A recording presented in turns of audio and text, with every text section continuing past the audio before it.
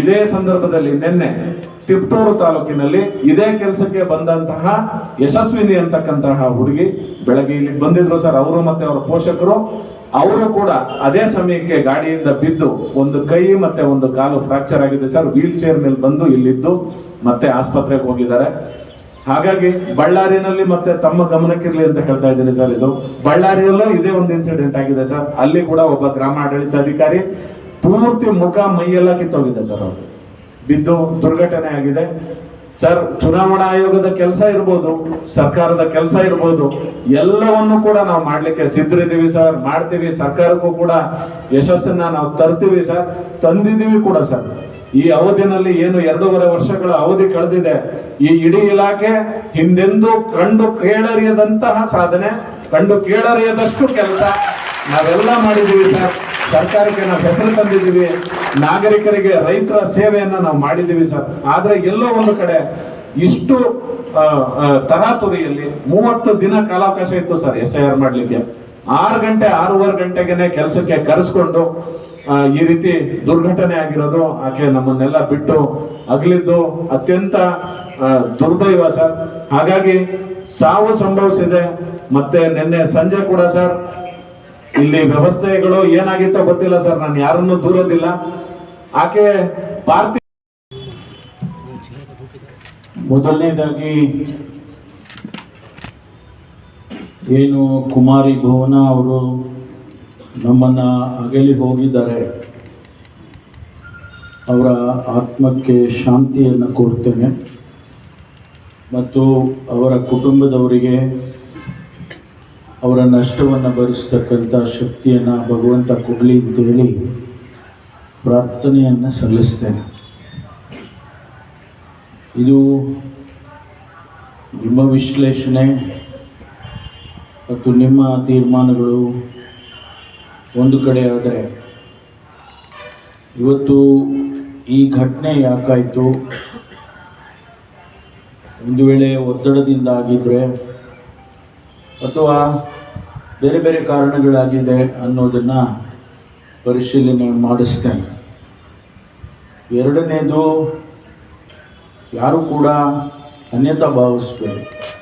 ಶಾಂತಿಯಿಂದ ನಿಮ್ಮ ಪ್ರತಿಭಟನೆಯನ್ನು ಮಾಡಿದ್ದೀರಿ, ಅದಕ್ಕೆ ನಾನು ನಿಮ್ಮೆಲ್ಲರಿಗೂ ಕೂಡ ಮೆಚ್ಚುಗೆಯನ್ನು ವ್ಯಕ್ತಪಡಿಸ್ತೇನೆ. ಯಾಕೆಂದರೆ ಇಂಥ ಪ್ರತಿಭಟನೆಗಳು ರಾಜಕೀಯ ಕಾರಣಕ್ಕೆ ಆಗಬಾರ್ದು. ನಾನು ದುರದೃಷ್ಟವಶಾತ್ ನನಗೆ ಆರೋಗ್ಯದ ಸ್ವಲ್ಪ ಸಮಸ್ಯೆ ಇದ್ದದ್ರಿಂದ ತಕ್ಷಣ ನಾನು ಬರಲಿಕ್ಕೆ ಸಾಧ್ಯ ಆಗಲಿಲ್ಲ. ಆದರೂ ಕೆಲಸದ ಜವಾಬ್ದಾರಿ ಚಿತ್ರದುರ್ಗ ಜಿಲ್ಲೆಯಲ್ಲಿ ನಾನು ರಿವ್ಯೂವನ್ನು ಅನೌನ್ಸ್ ಮಾಡಿದ್ದೆ. ಅಲ್ಲಿಗೆ ಹೋಗಿ ನನಗಿದೇನು ಗೊತ್ತಿರಲಿಲ್ಲ.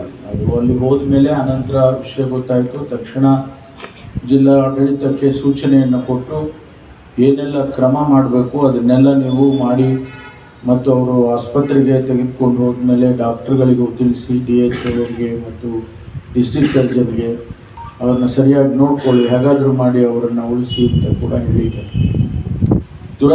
ದುರದೃಷ್ಟವಶಾತ್ ಅವರು ನಮ್ಮನ್ನು ಆಗಲಿ ಹೋಗಿದ್ದಾರೆ. ಅದು ಒಂದು ಭಾಗ.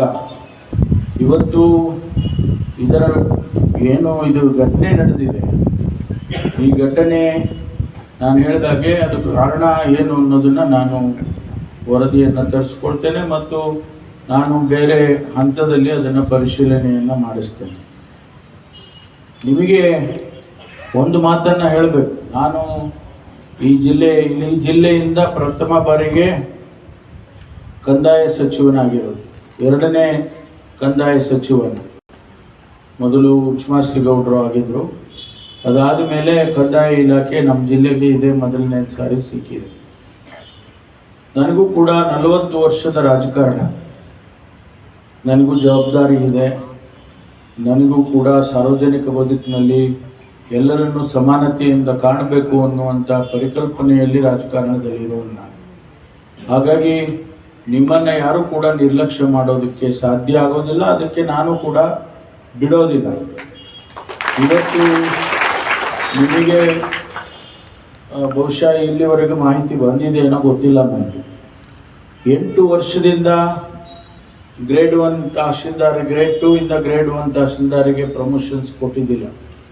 8 ವರ್ಷದಿಂದ ಪ್ರಯತ್ನ ನಡೀತಾ ಇತ್ತು. ನಾನು ಬಂದ ಒಂದೇ ವಾರದಲ್ಲಿ ಇವತ್ತು ಅದನ್ನು ಕ್ಲಿಯರ್ ಮಾಡಿದೆ. ಕಾರಣ ಏನು ಅಂತ ಹೇಳಿದರೆ, ಒಂದು ಹಂತದಲ್ಲಿ ಪ್ರಮೋಷನ್ಸ್ ಆದರೆ ಕೆಳಗಿನವ್ರಿಗೂ ಕೂಡ ಅದು ಬರುತ್ತೆ. Grade 1 to grade 2 to grade 1 ಆದರೆ RI ಇಂದ ಗ್ರೇಡ್ 2 ಬರುತ್ತೆ. RI ಆದರೆ VAOಗಳಿಂದ RIಗಳಿಗೆ ಬರುತ್ತೆ. ಇದು ಚೈನ್ ರಿಯಾಕ್ಷನ್. ಈಗಾಗಲೇ ಅದನ್ನು ನಾನು ಪ್ರಾರಂಭ ಮಾಡಿದ್ದೇನೆ. ಬಹುಶಃ ಇನ್ನೊಂದು ವಾರದಲ್ಲಿ VAOಗಳಿಂದ ಗ್ರೇಡ್ RIಗಳಿಗೆ ಪ್ರಮೋಷನ್ಸನ್ನು ಕೂಡ ಈಗಾಗಲೇ ನಾವು ಆಗ್ತಾ ಇದೆ. ಅವರಿಗೆ ನಾನು ಪರ್ಮಿಷನ್ ಕೂಡ ಕೊಟ್ಟಿದ್ದೇನೆ, ಎಲ್ಲರಿಗೂ ಸೂಚನೆ ಕೊಟ್ಟಿದ್ದೇನೆ, ಎಲ್ಲ ಜಿಲ್ಲಾಧಿಕಾರಿಗಳಿಗೂ ಸೂಚನೆ ಕೊಟ್ಟಿದ್ದೇನೆ. ಆದಷ್ಟು ಶೀಘ್ರವಾಗಿ ಇದನ್ನು ಮಾಡಬೇಕು. ತದನಂತರ ಒಂದು 15-20 ಜನ ಪತಿ ಪತ್ನಿಯರು ಅವರು 1.5 ವರ್ಷದಿಂದ ಕೇಳ್ತಾ ಇದ್ದಾರೆ. ಅದನ್ನು ಕೂಡ ನಾನು ಕಾರ್ಯಗತ ಮಾಡಿದ್ದೆ. ಅವರಿಗೆ ಈಗಾಗಲೇ ಆದೇಶ ಬಂದಿರ್ಬೋದು ಅಥವಾ ಆದೇಶ ಆಗುತ್ತೆ ಈಗ. ಮತ್ತು ಇವೆಲ್ಲ ನಿಮ್ಮ C&R ರೂಲ್ಸು ಸರಿಯಾಗಿ ಆಗಲಿಲ್ಲ, ಅದನ್ನು ಡ್ರಾಫ್ಟ್ ಮಾಡಿ ರೆಡಿ ಮಾಡಿದ್ದೇವೆ. ಅದನ್ನು ಕೂಡ ಫೈನಲ್ ಆಗಿ ಇಶ್ಯೂ ಮಾಡಿ ಅಂತೇಳಿ ಮೊನ್ನೆ ನಾನು ನಮ್ಮ ಪ್ರಧಾನ ಕಾರ್ಯದರ್ಶಿಗಳಿಗೆ ಸೂಚನೆಯನ್ನು ಕೊಟ್ಟಿದ್ದೇನೆ. ನಾನು ನಿಮ್ಮ ಪರವಾಗಿರೋದು, ಅಂದರೆ ನೌಕರರ ಪರವಾಗಿ ಇರಬೇಕಾದಂಥ ಜವಾಬ್ದಾರಿ ಸರ್ಕಾರಕ್ಕೆ. ಸರ್ಕಾರ, ನೀವು ನಾವು ಎಲ್ಲ ಸರ್ಕಾರ ಅಲ್ವಾ, ನೀವೇ ಬೇರೆ ನಾನೇ ಬೇರೆ ಅಂತ ಹೇಳಿ ಆಗೋದಿಲ್ಲ. ಸರ್ಕಾರ ಅಂದಮೇಲೆ ನೀವು ನಾವೆಲ್ಲ ಒಂದು ಭಾಗ. ಹಾಗಾಗಿ ನಾವು ಒಟ್ಟಾಗಿ ಕೆಲಸ ಮಾಡಬೇಕಾಗ್ತದೆ. ನೀವು ಬಹಳ ಕಠಿಣವಾದ ಕೆಲಸಗಳನ್ನು ಮಾಡಿದ್ದೀರಿ. ನಾನು ಹಿಂದೆ ಕೂಡ ನಮ್ಮ ಜಿಲ್ಲಾಧಿಕಾರಿಗಳಿಗೆ ಹೇಳಿದ್ದೀನಿ, ಎಲ್ಲ ನಮ್ಮ 3-4 ಕಾರ್ಯಕ್ರಮಗಳು ಏನು ನಮ್ಮ ಮುಖ್ಯಮಂತ್ರಿಗಳು, ಹಿಂದಿನ ಮುಖ್ಯಮಂತ್ರಿಗಳು ಬಂದಂಥ ಸಂದರ್ಭದಲ್ಲಿ ನೀವೆಲ್ಲ ಎಷ್ಟು ಶ್ರಮ ಬಿದ್ದು ಕೆಲಸ ಮಾಡಿದ್ದೀರಿ, ಅದನ್ನು ನಾನು ಅನೇಕ ಸಂದರ್ಭದಲ್ಲಿ ಪ್ರಶಂಸೆ ಮಾಡಿದ್ದೇನೆ. ಇವತ್ತು ಕೂಡ ಮಾಡಿದ್ದೇನೆ, ಅನೇಕ ಕೆಲಸಗಳನ್ನು ಮಾಡಿದ್ದೀವಿ. ಈ ಮಧ್ಯೆ SIR ಅಂತ ಭೂತನ ತಂದು ನಮ್ಮ ಮುಂದೆ ಇಟ್ಟಿದ್ದಾರೆ. ಇದು ಒಂದು ಭೂತ ಇದ್ದಾರೆ.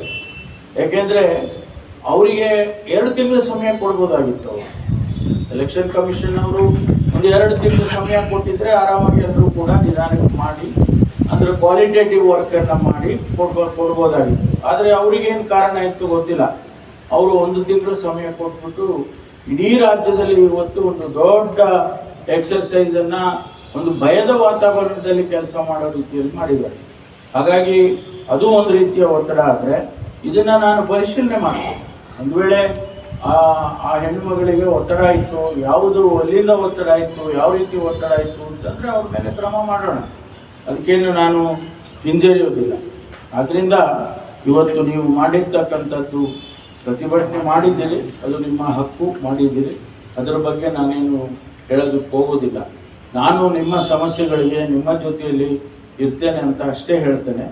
ಆಮೇಲೆ ಅವರ ಕುಟುಂಬದವರಿಗೆ ಈಗಾಗಲೇ ಇನ್ಶೂರೆನ್ಸ್ 1 ಕೋಟಿ ರೂಪಾಯಿ 15 ದಿವಸದೊಳಗಾಗಿ ಬರುತ್ತೆ. ಅದರ ಜೊತೆಯಲ್ಲಿ ಎಲೆಕ್ಷನ್ ಕಮಿಷನ್ನಿಂದ 30 ಲಕ್ಷ ರೂಪಾಯಿ ಕೊಡೋದಕ್ಕೆ ಅದನ್ನು ಕೂಡ ಈಗಾಗಲೇ ರೆಕಮೆಂಡ್ ಮಾಡಿದ್ದಾರೆ, DC ಅವರೆಲ್ಲ ಮಾಡಿದ್ದಾರೆ. ಮತ್ತು ಬೇರೆ ಬೇರೆ ರೀತಿಯಲ್ಲಿ ಅವರ ಕುಟುಂಬದವರಿಗೆ ನಾವು ಸಹಾಯ ಮಾಡ್ತೀವಿ. ನಾನು ವಿಚಾರ ಮಾಡಿದೆ, ಅವರಿಗೆ ಯಾರೋ ಅವ್ರ ಮನೆಯಲ್ಲಿ ನೌಕರಿಯನ್ನು ಕೊಡ್ತಕ್ಕಂಥದ್ದು I will recommend to one of the member of the family. ಯಾರು ಇದಾರೋ ನೋಡಿಕೊಂಡು ಅವರ ಕುಟುಂಬದವ್ರನ್ನ ಕೇಳಿಕೊಂಡು ಅವರು ಯಾರಿಗೆ ಇಷ್ಟಪಡ್ತಾರೋ ಅದನ್ನು ನಾನು ಖಂಡಿತವಾಗಿ ಮಾಡಿಸ್ತೇನೆ ಅಂತೇಳಿ ನಾನು ಈ ಸಂದರ್ಭದಲ್ಲಿ ಹೇಳ್ತೇನೆ.